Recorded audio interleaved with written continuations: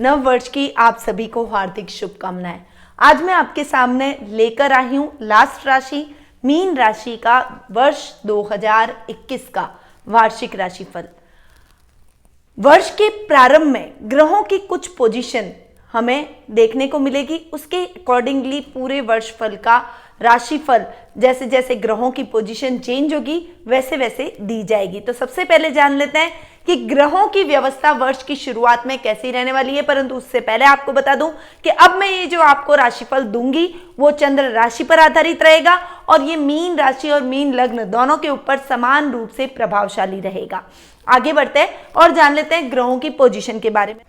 सबसे पहले यदि मैं लग्नेश की बात करूं तो गुरु जो कि आपके लग्नेश हैं वो आपके लाभ भाव में यानी मकर राशि में साल की शुरुआत में जाकर विराजमान रहेंगे और उनके साथ शनि भी मकर राशि के अंदर स्वग्रही होकर विराजमान हो रहे हैं। लाभ भाव में इन दोनों ग्रहों की युति बहुत ही अच्छे रिजल्ट आपको देती हुई दिखाई देगी। वर्ष की शुरुआत में मंगल भी आपके सेकंड हाउस यानी धन भाव के अंदर जाकर स्वग्रही होकर विराजमान रहेंगे। मेष राशि में मंगल का स्वग्रही होना यह भी आपको बहुत अच्छे रिजल्ट देने वाला है। राहु भी आपकी राशि के हिसाब से आपके थर्ड हाउस में यानी वृषभ राशि में जाकर विराजमान हो रहे हैं। पूरे साल वे वृषभ राशि में यानी आपके थर्ड हाउस में जाकर विराजमान रहेंगे। ये बहुत ही बढ़िया रिजल्ट राहु थर्ड हाउस में आपको वर्ष पर्यंत देने वाले हैं। राहु से सप्तम हमेशा केतु जाकर विराजमान होते हैं यानी केतु आपके भाग्य स्थान में वृश्चिक राशि में जाकर विराजमान होंगे और वर्ष की शुरुआत में शुक्र भी वृश्चिक राशि में यानी आपके भाग्य स्थान में केतु के साथ में युति करते हुए दिखाई देंगे।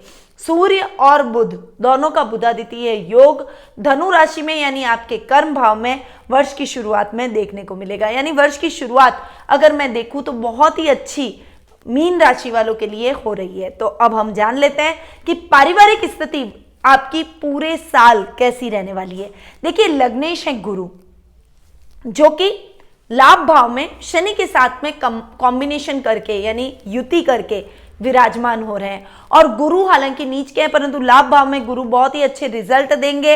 वर्ष पर्यंत गुरु के रिजल्ट बहुत ही अच्छी आपको देखने को मिलेंगे। गुरु के इतने अच्छे रिजल्ट क्योंकि गुरु आपके लग्नेश भी है और कर्म भाव के भी स्वामी है, इसीलिए गुरु के बहुत बेहतरीन रिजल्ट मिलेंगे। साल की शुरुआत से लेकर 5 अप्रैल तक गुरु मकर राशि में नीच के होकर विराजमान होंगे। 6 अप्रैल से 14 सितंबर तक वे कुंभ राशि में रहेंगे। उसके बाद 15 सितंबर से 19 नवंबर तक वे पुनः मकर राशि में नीच के होकर विराजमान रहेंगे और 20 नवंबर से साल के अंत तक वे कुंभ राशि में जाकर विराजमान रहने वाले हैं। यानी गुरु के ओवरऑल रिजल्ट बहुत अच्छे रहने वाले हैं। जब जब वे कुंभ राशि में जाकर विराजमान रहेंगे तब तब आपको विदेशों से बहुत अच्छा लाभ प्राप्त होगा। इस साल आपको अगर शनि की दशा महादशा अंतरदशा या फिर गुरु की महादशा अंतरदशा चल रही है तो आपको बहुत बढ़िया रिजल्ट विदेशों से मिलने वाले हैं। यानी युवा वर्ग हैं, कोई विदेशों में जाकर नौकरी करना चाहते हैं, विदेशी कंपनियों के साथ टाइप करना चाहते हैं, विदेश यात्रा का सपना है, वो सभी सपने इस साल आपके साकार होते हुए दिखाई देंगे। यानी लग्नेश बहुत अच्छे इस साल आपको रिजल्ट देने वाले। पर्सनैलिटी बहुत अच्छी बनती हुई दिखाई देगी। ज्ञान का भंडार आपके अंदर रहेगा, लोग आपको बुद्धिमान समझेंगे, आपसे सलाह लेकर अपने कार्यों का संचालन करने का प्रयास करेंगे। वहीं ददियाल से बहुत अच्छे रिलेशन आपके इस समय देखने को मिलेंगे। ये टाइम आपके ददियाल वालों के साथ अच्छी ट्यूनिंग का भी रहेगा। कुटुंब में भी आपके मान सम्मान में वृद्धि रहेगी क्योंकि कुटुंब के भाव के स्वामी वर्ष की शुरुआत में मंगल जो कि सेकंड हाउस में ही विराजमान हो रहे हैं। कुटुंब से यानी अपने परिवार से पैतृक संपत्ति मिलना, कोई जमीन जायदाद मिलना, ये आपको इस समय बहुत अच्छा देखने को मिलेगा। वो 21 फरवरी तक मंगल आपके सेकंड हाउस में बैठेंगे, तब तक आपके अगर पैतृक जमीन से रिलेटेड कोई विवाद है तो वो पक्का सॉल्व हो जाएगा। यानी उसमें आपको आपके फेवर में फैसला होगा और आपको वो जमीन मिलती हुई दिखाई देगी और सहर्ष मिलेगी, परिवार की सहमति से मिलेगी। तो कुटुंब से बहुत अच्छा लाभ प्राप्त होगा। इस समय आपको कार्य क्षेत्र में भी अच्छे लाभ की प्राप्ति होगी, काम प्रगति करेगा और काम में आप उन्नति करते चले जाएंगे। अच्छे लाभ की स्थितियों को आप ग्रैब करते हुए दिखाई देंगे। यानी कुटुंब से बहुत अच्छे रिलेशन। अब भाई बहनों की यदि मैं बात करूं तो तृतीय भाव के स्वामी है शुक्र जो कि साल की शुरुआत में आपके भाग्य स्थान में बैठेंगे और वर्ष पर्यंत शुक्र के रिजल्ट आपको अच्छे ही देखने को मिलेंगे। भाई बहनों के स्थान में राहु का बैठना आपको और भी अधिक पावरफुल बनाएगा, भाई बहनों के साथ ट्यूनिंग को बढ़ाएगा। इस समय आप अपने व्यापार को, अपने काम को बढ़ाते हुए दिखाई देंगे। यदि आपका कोई बिजनेस है ट्रेडिंग का या शेयर मार्केट का, तो आप उसमें बहुत अच्छा लाभ प्राप्त करेंगे। ये वर्ष आपके लिए ट्रेडिंग के हिसाब से भी अच्छा रहेगा, ये वर्ष आपके लिए लॉटरी के हिसाब से भी अच्छा रहेगा, ये वर्ष आपके किसी भी कार्य को सिद्ध करने के लिए बहुत बढ़िया रहेगा। आप अपनी पावर के दम पर अपने कार्यों को सिद्ध करते चले जाएंगे और इसमें आपके भाई बहनों का विशेष रूप से सहयोग और मार्गदर्शन आपको प्राप्त होता हुआ दिखाई देगा। माँ से भी आपकी ट्यूनिंग बहुत अच्छी रहने वाली है। माता के भाव के स्वामी है बुध, जो कि वर्ष की शुरुआत में आप सूर्य के साथ में बुधादित्य योग बनाते हुए कर्म भाव में जाकर बैठेंगे और बुध अपने ही घर पर दृष्टि डाल रहे हैं। माता के साथ आपकी ट्यूनिंग बहुत ही बेहतर और अच्छी होती हुई दिखाई देगी। साल भर माँ का प्रेम आपको और सानिध्य आपको प्राप्त होता हुआ दिखाई देगा। जब जब बुध वक्री होंगे, यानी 30 जनवरी से लेकर 20 फरवरी तक मकर में वक्री हो रहे हैं, तब भी बहुत बढ़िया रिजल्ट देंगे, क्योंकि आपका लाभ भाव है और लाभ भाव में बुध के बहुत अच्छे रिजल्ट देखने को मिलते हैं। 30 मई से लेकर 22 जून तक वृषभ राशि में वे जब वक्री होंगे, उस समय आपको अपनी माता के स्वास्थ्य का ध्यान रखना पड़ेगा। थोड़ा सा उनका स्वास्थ्य डावाडोल हो सकता है, कोई बड़ी समस्या नहीं होगी, पर छोटी छोटी समस्याओं की वजह से आपको उनकी सेवा करनी पड़ेगी और उनको टाइम टू टाइम हॉस्पिटल दिखाना पड़ेगा। बस इतना ही ध्यान रखना है। पर अगर आप पहले ही ध्यान रख लेंगे तो उनके स्वास्थ्य में किसी भी प्रकार की समस्या नहीं आएगी और आपको किसी भी प्रकार की समस्या से नहीं गुजरना पड़ेगा।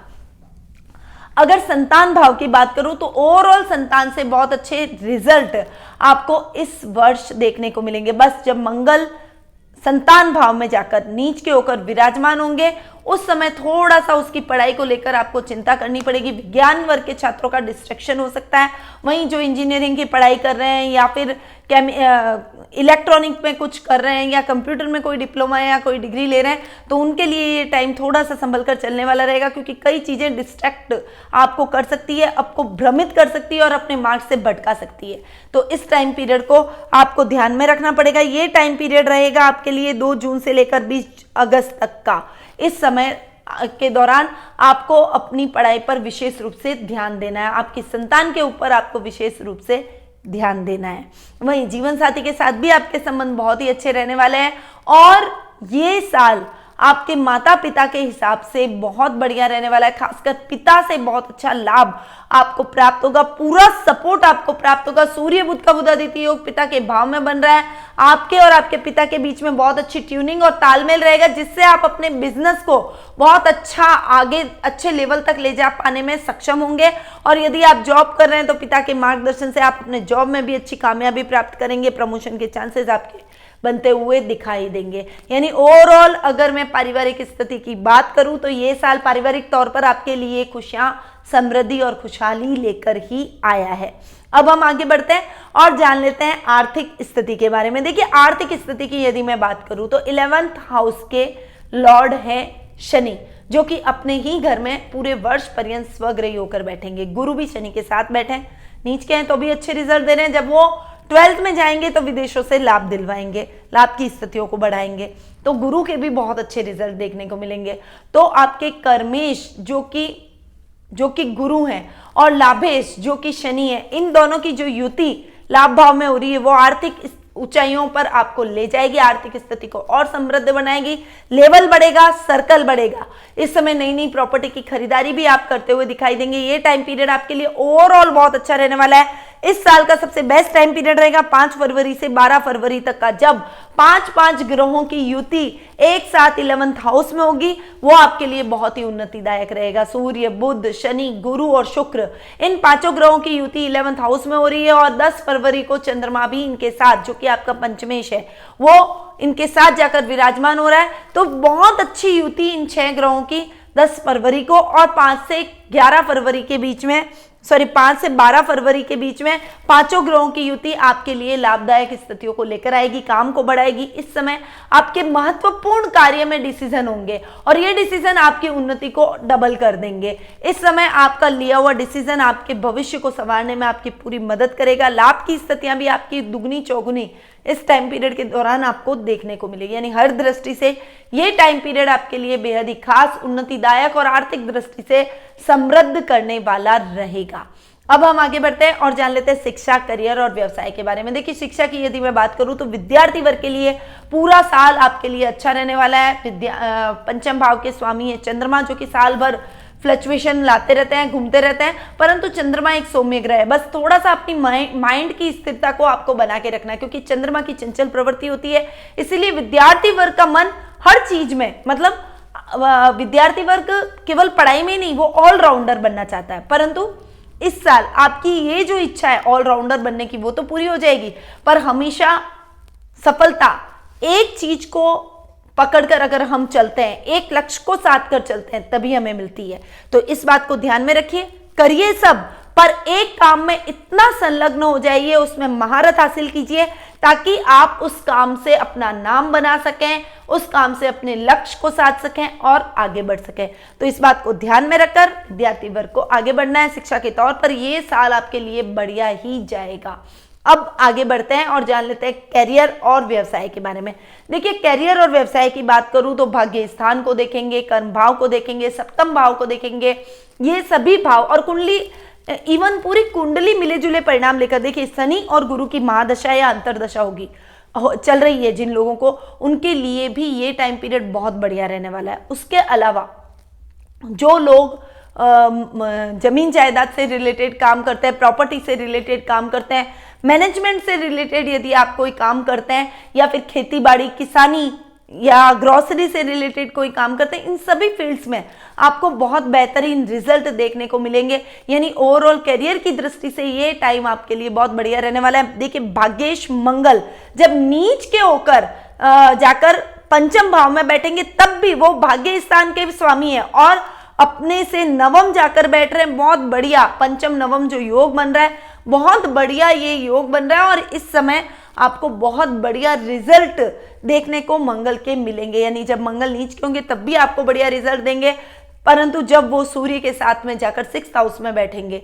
वो अगस्त मिड से सितंबर तक का टाइम है। इस समय आपको थोड़ा सा ध्यान रखना पड़ेगा। ओवरऑल भाग्य पूरे वर्ष पर्यंत आपका साथ देगा। कर्म भाव के स्वामी है गुरु, जो कि आपको मैनेजमेंट से रिलेटेड पढ़ाई करवाएंगे, कोई भी इलेक्ट्रॉनिक्स से रिलेटेड, कंप्यूटर साइंस से रिलेटेड यदि आप पढ़ाई कर रहे हैं उसमें आपको सक्सेस दिलवाएंगे। यदि आप आईटी सेक्टर से जुड़े हुए हैं तो उसमें भी आपको सक्सेस मिलेगी। यदि आप मेडिकल लाइन से जुड़े हुए हैं तो उसमें भी आपको सक्सेस मिलेगी। यानी ये साल काम की दृष्टि से, जॉब की दृष्टि से आपके लिए बहुत ही बेहतर रहेगा, अच्छी संभावनाओं को लेकर आएगा।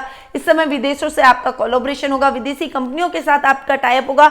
विदेशों में जाकर युवा वर्ग का अगर कोई सपना है काम करने का, तो वो सपना भी इस साल साकार होता हुआ दिखाई देगा। वहीं ये टाइम थोड़ा सा संभल कर हर मामले में भी चलने का है। थोड़ा सा जब सूर्य जो हैं वो नीच के होंगे 17 अक्टूबर से लेकर 16 नवंबर तक, वो आपके तृतीय भाव में नीच के होंगे। सूर्य राहु का जब ग्रहण योग बनेगा तो वो आपको इतने अच्छे रिजल्ट नहीं देंगे। तो उस समय आपको ऋण की समस्या हो सकती है, फाइनेंशियली कुछ प्रॉब्लम आ सकती है। बाकी ओवरऑल आपके लिए ये साल नौकरी पेशा लोगों के लिए बेहतरीन रहने वाला है।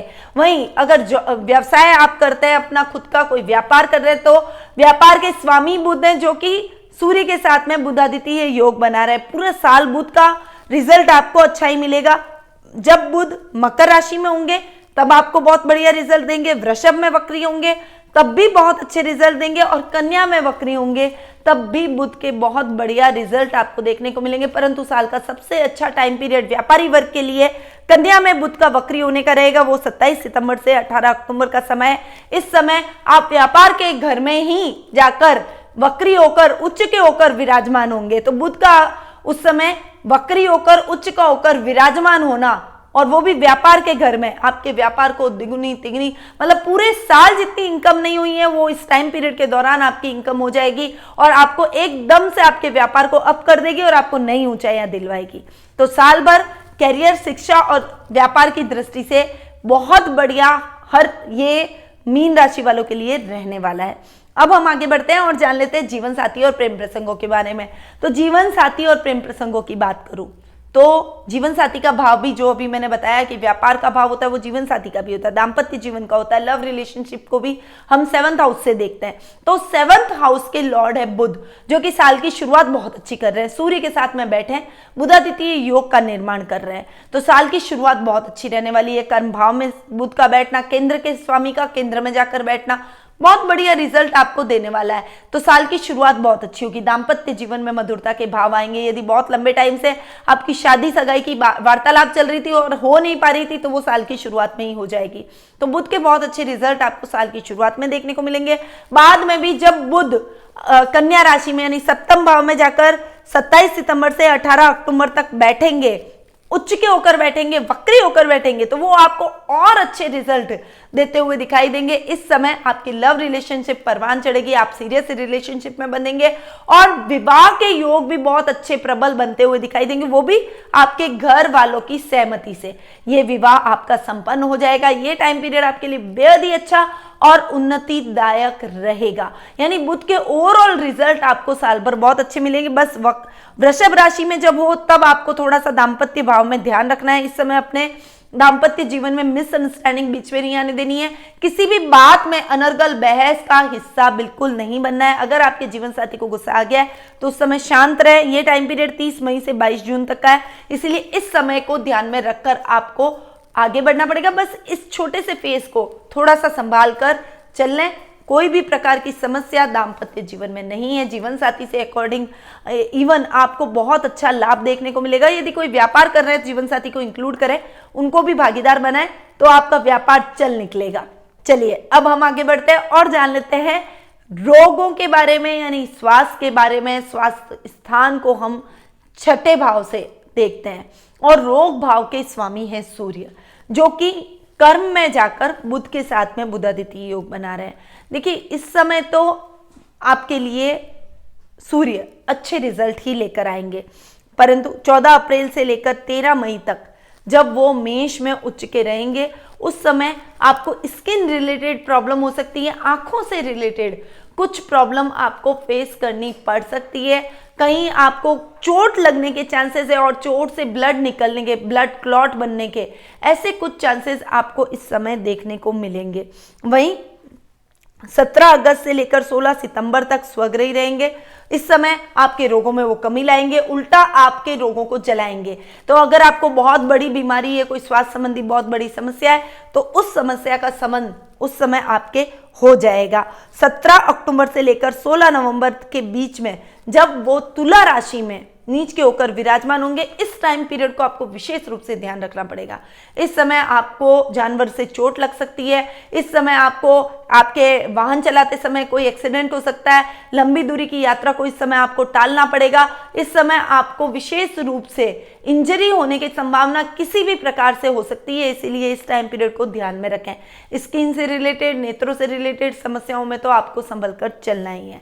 तो ओवरऑल ये साल आपके स्वास्थ्य के हिसाब से बहुत अच्छा रहने वाला है। बस जब सूर्य तुला राशि में नीच के हो, उस टाइम पीरियड को ध्यान में रखकर आपको आगे बढ़ना है और स्वास्थ्य का ध्यान रखना है। वैसे भी अगर हम अपनी दैनिक दिनचर्या को नियमित करते हैं, योगा, मेडिटेशन, प्राणायाम, मॉर्निंग वॉक, जॉगिंग, जो भी आप कर सकें, अगर उससे आप अपने आप को जोड़ते हैं, हमेशा हर व्यक्ति को दिन के अंदर 24 घंटे होते हैं पूरे दिन में, और 24 घंटे में से कम 1 घंटा तो हम हमारे स्वास्थ्य को, अपने आप को, अपनी काया को दे ही सकते हैं।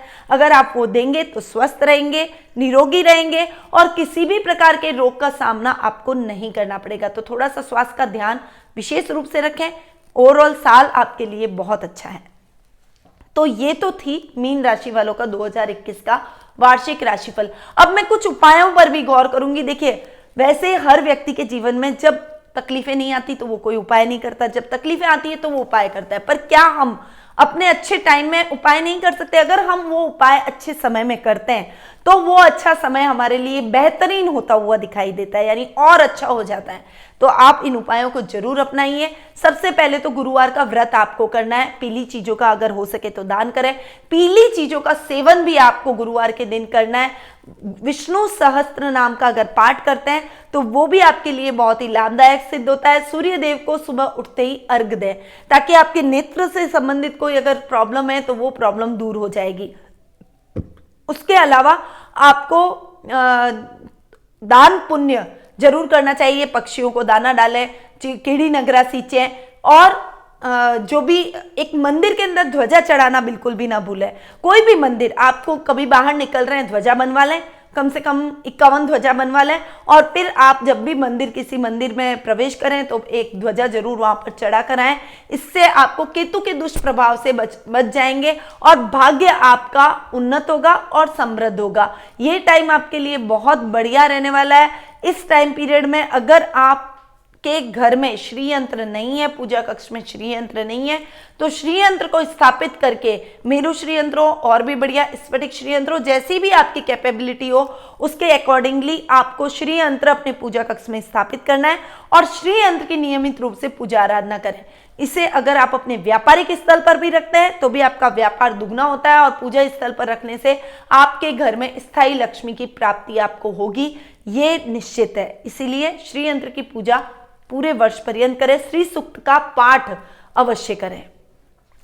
तो ये कुछ उपाय थे जिनको मीन राशि वालों को जरूर फॉलो करना चाहिए। यदि आप अपनी पर्सनल कुंडली के बारे में जानना चाहते हैं, यदि आप अपने भविष्य को लेकर चिंतित हैं, आपके मन में कुछ प्रश्न अपने भविष्य को लेकर है और उसके समाधान आप ढूंढ रहे हैं, तो अब आप उस समाधान को ढूंढिए मत और घर बैठे ही एक फोन घुमाइए। ये फोन आप मुझे लगा सकते हैं, मैं टेलीफोनिक अपॉइंटमेंट के माध्यम से आपकी कुंडली का विश्लेषण करूंगी, आपके प्रश्नों के उत्तर दूंगी, आपकी समस्या जो भी है उसका समाधान करूंगी और आपको उचित उपाय उस समस्या के समाधान के लिए बताऊंगी, ताकि आपके जीवन में आ रही समस्या दूर हो और आपको एक सही मार्गदर्शन प्राप्त हो सके। तो देर किस बात की, उठाइए फोन और आज ही अपना अपॉइंटमेंट बुक करवाइए। अब मैं अपनी वाणी को यही विराम देती हूँ। ये वर्ष आपके लिए सुख, शांति और समृद्धि लेकर आए, इन्हीं शुभकामनाओं के साथ निधि शिमाली का नमस्कार।